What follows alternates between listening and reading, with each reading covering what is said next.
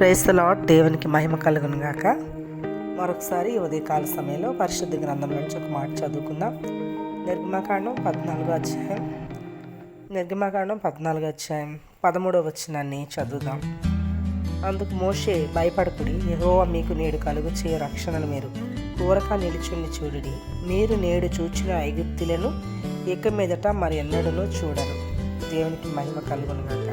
ఈ లేఖన భాగాల్లో మనం చూసినప్పుడు మోషే పరిస్థితిని మనం గమనిస్తే, వెనక శత్రువులు, ఫరో సైన్యం, ముందేమో సముద్రం, మరో ప్రక్క నుంచి ఇశ్రాయేలు ప్రజలు మోషే మీద తిరుగుబాటు చేయడం, మోషేని నిందించడం, మోషే మీద తిరుగుబాట్లు, అలాగే ఇంకా అనేక విషయాలు ఆ లేఖన భాగాల్లో చూస్తే మాకు ఐగుప్తుల సమాధులు లేవా అని అనేక రకాలుగా మోషే మీద తిరగబడడం మనం చూస్తాం. అలాంటి పరిస్థితుల్లో మోషే తన చుట్టూ ఏం చెయ్యాలో తెలియని పరిస్థితి, ఎక్కడికి వెళ్ళాలో లేకపోతే ఇంకా తప్పించుకునే పరిస్థితి కూడా అక్కడ లేదు. వెనక్కి వెళితే శత్రువులు, ముందుకెళ్తే సముద్రం, ఇశ్రాయేల్ ప్రజలు కలవరం. నిజంగా అలాంటి పరిస్థితుల్లో మోషే దేవుని శక్తితో నింపబడి ఏం చెప్తాడంటే, ప్రజలందరితో మాట్లాడుతున్నాడు. ఏమంటాడంటే, ఇదిగో ఇంకెప్పుడు మనం ఇంకా ఐగుప్తీల్ని చూడం, కానీ దేవుడు అంత గొప్ప కార్యం మన పక్షంగా దేవుడు యుద్ధం చేస్తాడు. కానీ మనం ఏం చేయాలి? యుద్ధం చేయాలా?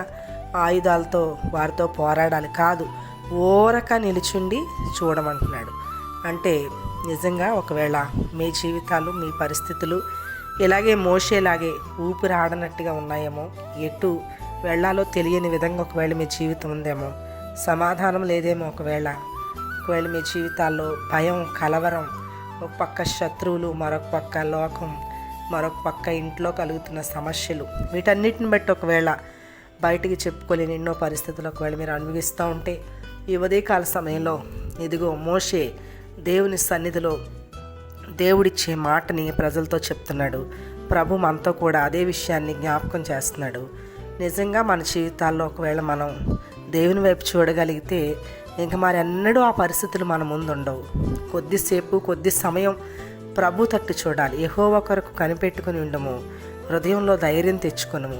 ఆయన కోసం కనిపెట్టుకుంటే ఎవరు కూడా సిగ్గునందరు.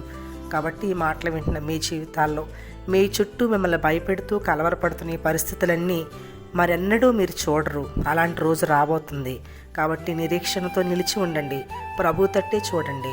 దేవుడు మీ పక్షంగా యుద్ధం చేస్తాడు. దేవుడు అట్టి కృప వింటున్న ప్రతి వారికి ప్రభు అనుగ్రహించును గాక. ఆమేన్.